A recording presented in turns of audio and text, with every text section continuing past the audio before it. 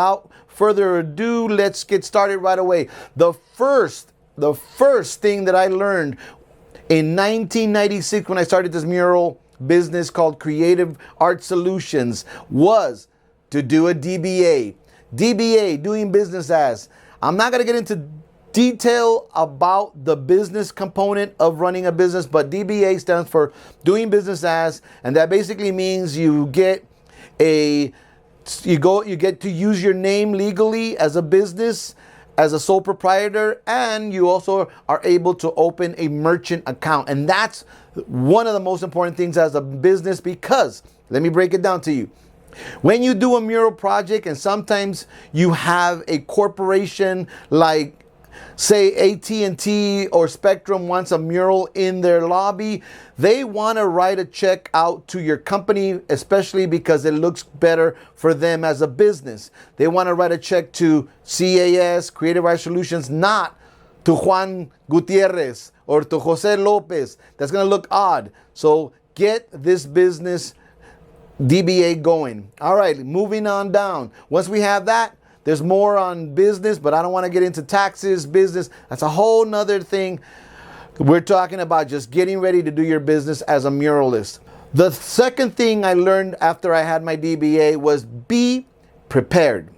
Now, this I'm saying because I've worked with hundreds of artists that either I have hired or have worked with me or for me. And the first thing I notice is that they tell me they want to be a muralist full time, but they're not ready. Now, when I say they're not ready, I don't mean mentally. You can be mentally ready. I mean ready with materials and being access to getting it done immediately.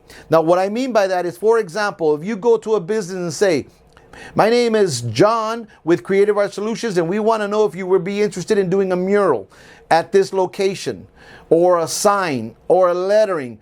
Emotions kick in.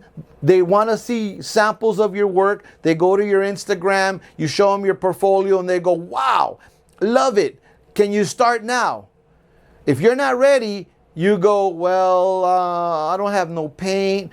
I need an advance on paint. I need an advance of $20 for...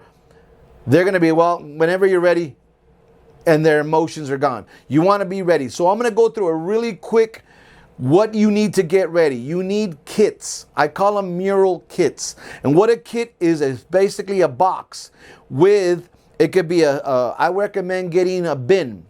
Bins that are enclosed, not the milk crates. Milk crates are great for aerosol paint. So if you have spray paint, aerosol paint, you can carry one milk crate of warms, meaning oranges, browns, reds, and one milk crate of cools, blues and greens, and all the colors that go with the cools. Keep them separate. Also carry a kit or a little case full of tips. That's for aerosol murals. Then what I recommend, have another kit of Home Depot paint. That's paint that's strictly used for buff. All the colors, or as many colors as underpainting or prep paint. Also a kit of Nova color paint. This kind of paint here is kind of expensive, okay? But if you have a kit of this type of paint, that means the primary, secondary, tertiary colors in a kit. Don't put them in a milk crate. They can spill, they can pop. You'll have damage everywhere. The other thing you need to have is a smaller Nova color kit that looks like this. If you have all the colors and you have a small, it's good for little quick touch-ups, quick, easy jobs. Okay?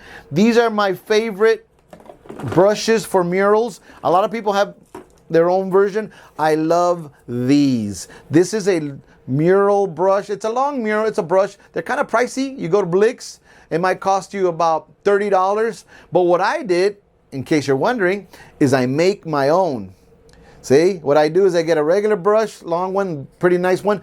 I attach it to a long paint handle. The reason why I like these is because when you're painting a mural, if you're dipping straight into a color like I am, you don't have to bend as far, and you have a higher reach, and it controls how you paint. Love these things, okay? All right, you'll always, I'm going through my little kit right here. You want to have your mask for your aerosol. Make sure you use that. And I highly recommend to always have a lot of these empty containers. Why?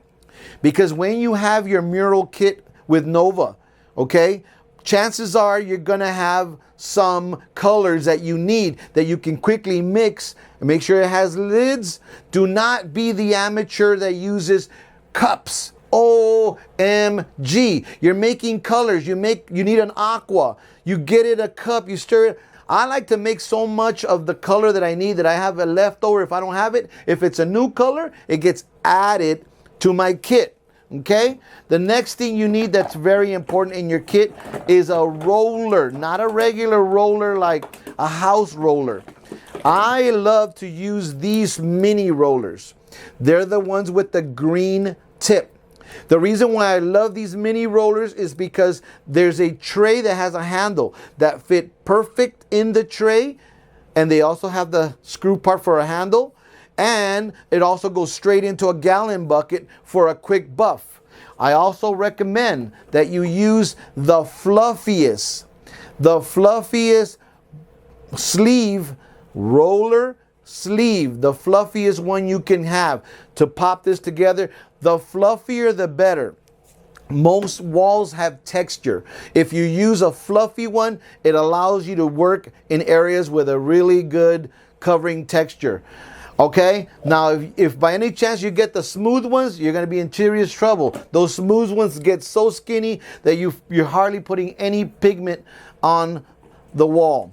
The other thing that I recommend is a level. This is a mini level, but I recommend a large level for making lines, for making sure your lines are straight one way and straight another way.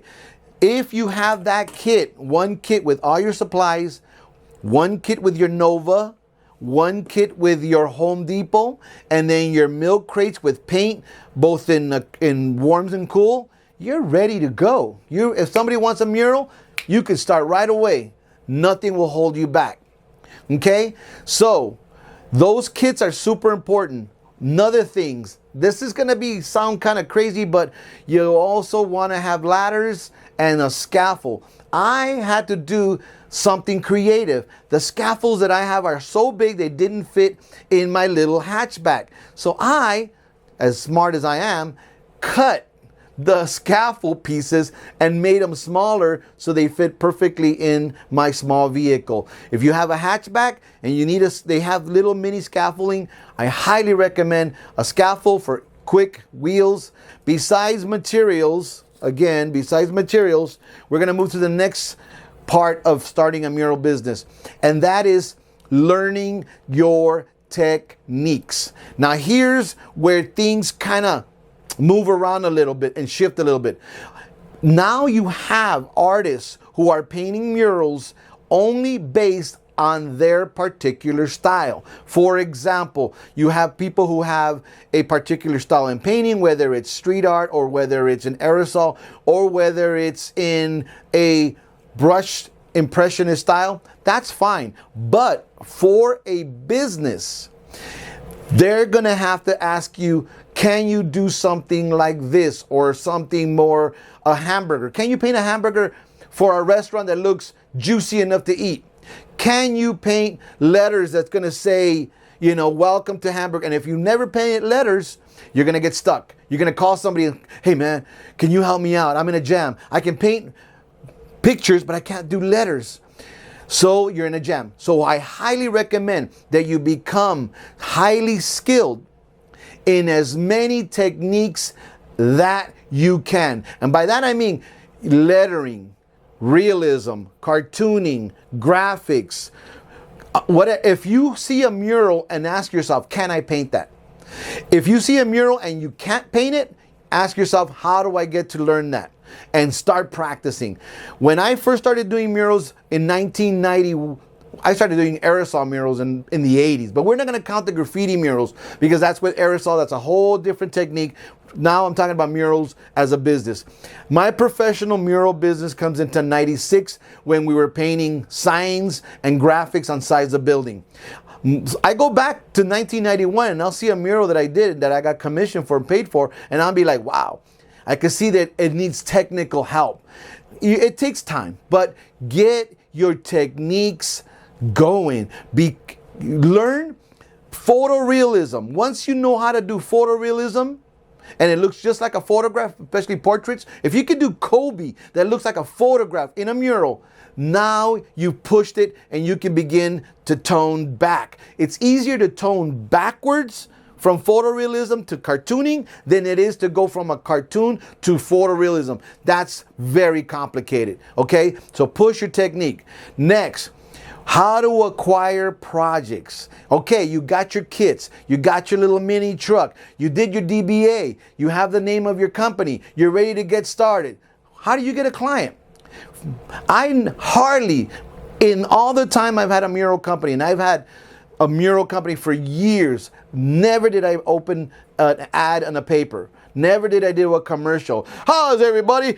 If you need a mural, call me up. I got the best murals in. I never did. We didn't have YouTube and none of that stuff or any Instagram. We just went and talked to the people straight up, knocked on the doors.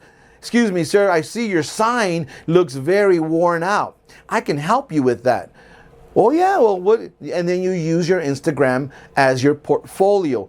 Again, if you're gonna do this as a business, your Instagram and your website are your portfolio. If you start putting all your personal stuff, that's why I have CAS Murals right there. That's the company. I don't want people to go, let me see what kind of murals you have. You done a restaurant? Sure, go to CAS Murals. And then they go there and I got pictures of food. I got pictures of me partying at a club. That's not gonna help.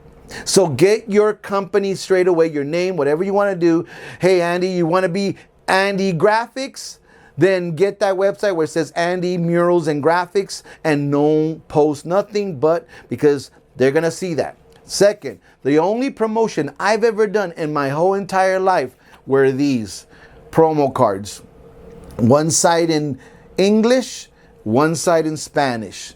The reason why I have these promo cards is because 90% of the projects that I was getting when I was painting murals every day was they pull up because they see you painting the mural there on the street. They'll pull over. They'll say, oh my God, this is coming out amazing. I have a store. Do you think you can come to my store and do my store? You say, sure, here, take this. This has my info. This has all my Instagram. It has all my portfolio. You give them one of these, you coordinate. All right, moving on from technique to promotion and marketing, okay? Your portfolio, if you want a tangible portfolio, you can do that too. But nowadays, everything's online. QR code, boom, there it is. You got your instant. Now, moving into the marketing, okay, is now with technology, you got so many benefits, but at the same time, you have a lot of competition. But I was out there painting every day. But now you have a lot more competition. So you need to stand out. The quality of your work needs to be top notch. You can't, unless they're looking for something childlike and you paint it and they're happy with it, boom. Next thing that's super important about having a mural company. I'm just telling you how I do it, okay? I, in the company, Creative Actually, as a mural company, was making anywhere between $80,000 to $100,000 a year, every year, consistently, okay? So I'm telling you from experience, I ran my business super tight. Those of you that ever worked with me or worked for me or if I contracted you, you're gonna know, man, this guy was hardcore. He wouldn't let me slip for a bit. Why? Because it's not about me. It's about the client. You want to make sure that he is absolutely happy. Why? Because the client is going to give you the referral. If he's not going to be he's probably more than likely going to be a repeated customer. Wow, can you do that? Yeah, wow, that's amazing. You know what? Hey, I was thinking, I really love what you, I got another location. I told my friend about it, your jaw-dropping quality, all right? Another one. Here's where it gets really intricate. How fast can you paint? Okay? That's super important. Speed. Anybody that's ever worked for me or ever painted with me will always say, man, speed and quality. Those are my two mantras. Speed and quality. Why? And I'll tell you why. 90% of the clients that want a mural for their liquor store, for their apparel, for their barbershop, for their anything that they want to promote their mural, they're not going to care if it took you a month or it took you a year. Well, they probably will complain if it took you a year, but they're not going to complain if it took you 5 days or 5 hours. They won't care. What they care is the end result. Now, here's another trick or another important thing about speed and quality. You're getting paid hour per dollar if you slow it down. In other words, you're getting paid by the project. No one, as far as I can know, no one pays by the hour. Hey, how much you charge me to do this mural? $20 an hour. I'm going to take 3 years on it. I'm going to be a millionaire. Right. No, they will not pay you hours for dollars. What the client wants is a reasonable price that they can afford with high quality. So if it took you an hour and you charged $3,000, that's $3,000 an hour. They don't care. They care about how great it looked. When I first started doing murals back in the days, I thought the longer I took on it, the more the client would value my time. No, they don't care. How much would you charge me to do this on my wall? That's $500 of paint and $1,000 labor. $1,500, boom, great.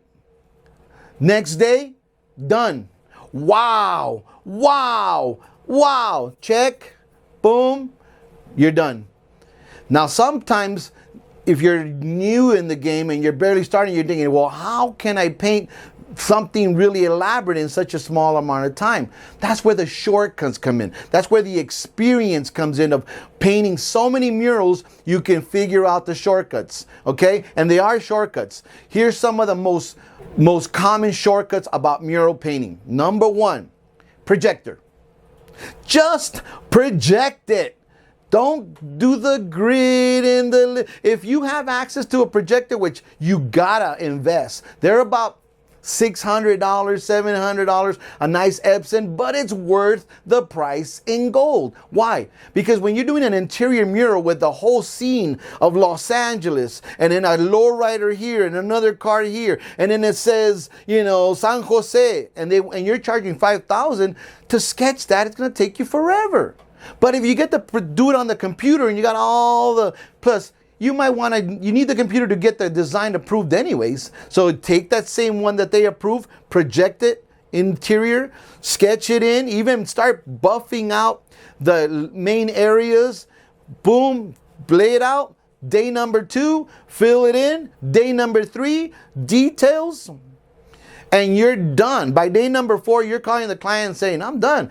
I need to get paid. I got another project to go. Okay? Now this leads to the next component, which is called the pricing. A lot of people say, how do you know how much to charge for a mural? This is where it get tricky, because some of you muralists, or some muralists that I know, don't paint as fast as they should. So for them, it takes them longer to do something good. Now here's reality. If you're charging $500 for a small project, right? $500. And you start thinking, if I do it in 5 hours, that's $100 per hour. Not bad. It's better. I don't mind getting $100 an hour, but it starts taking you longer. 10 hours. Now you're at $50 an hour. Then it starts taking you longer. Now you're at $20 an hour, and it starts taking you longer. Now you're at $10 an hour. Then before you know it, you're paying them to do the mural because you're at 1 penny an hour. No bueno. Think, how fast and quality do you paint? I charge by my own knowledge of my speed.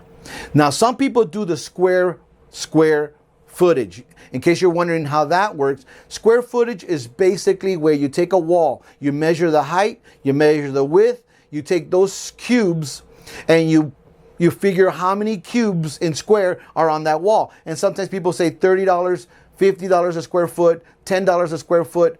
Now, if you're one of those graffiti artists who already has a recognizable style and charges per square footage, then that's good. That's you. You could, for one small wall, $3,000. They know what they're expecting, great. But for someone who has a company and they're going to do lettering, that might not work for them. Okay? That's why $3,000 for the word liquor store might be too much for them. That's where you knowing your technique, you knowing your speed, you're prepared, you're ready to go. Okay? So in pricing, I rate how long it's going to take me, how many materials. Oh, please take into consideration your materials. Now, what I like to do is sometimes on the big projects, I love to charge a little bit higher because the client can afford it. If I did a project for Hollywood, movie, they're doing a movie set, they want a big mural. They got the money. What's the budget? They say 10,000 is our budget. I load up on materials on that project. That means I double the materials. Why? Because that way I'll have a good, solid inventory of paint so that when another customer or another client says, hey, I want a mural project, no problem. I got all the colors. Because and guess what? When you charge them for the paint, it's not like you're scamming. No, you are charging the value of the paint, but you already have it. So that money goes into your pocket. Okay? So be careful, be very careful, be very aware of what you're charging for. Materials. Okay? Sometimes we forget and we go and buy varnish. Oh, is this going to be varnish? Oh, snap, I forgot to include the varnish. Not coming out of my pocket. $50 and plus labor. Oh, no. Oh, no. If you're going to varnish the mural, if you're going to do an aerosol mural, here's where it gets tricky. I tell that to anybody that paints aerosol murals. If you just use aerosol murals by themselves directly on a wall for a client, he's going to be happy when he's done seeing it. But guess what? A year and a half, 2 years later, it's faded. And they're going to go, wow, that mural didn't even last long. I'm not hiring that person again. But you want to add underpaintings to the aerosol so that when people tell me, Zender, John, your mural that you did in 1992, it still looks fresh like it was done yesterday. And I say, yes, I added a lot of Nova paint underneath.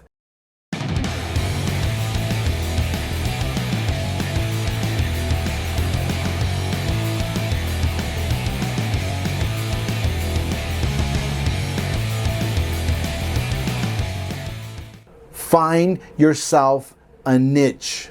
Okay? A niche. What do I mean by finding yourself a niche? That basically means that if you're going to specialize in murals like I did with gyms, one franchise sees one of your projects and goes, oh my God, I have 30 gyms. I want that on my 30 gyms. If somebody sees a restaurant, let's just say, have you guys ever been to Dave's Hot Chicken? They hire a graffiti writer to do the interior of all their Dave's Hot Chicken. Same artist. He is constantly, and if it's nationwide, that happened to me. In 2011, 2012, I got hired by 3, 4, 5, 6 franchises, traveling to New York, Chicago, putting that on the budget, getting paid to travel worldwide. Okay, Ireland, then another place, and getting paid. That's finding a franchise, finding a niche and specializing, being the best in that niche. If you're gonna do Mexican restaurants, if you ever go to Calaveras, they hired graffiti writers to do Calaveras. If you do the best work you could do at Calaveras, boom, another restaurant goes, what you did at Calaveras? That's what I want. And then another one, and put your information. Put your information very discreetly on the top. I always see artists who do a beautiful mural and then a huge at Instagram.com going, oh my God, you're vandalizing your own mural. That's a little, I know you're trying to get promotion, but the quality of the work should speak more than the handle on the Instagram.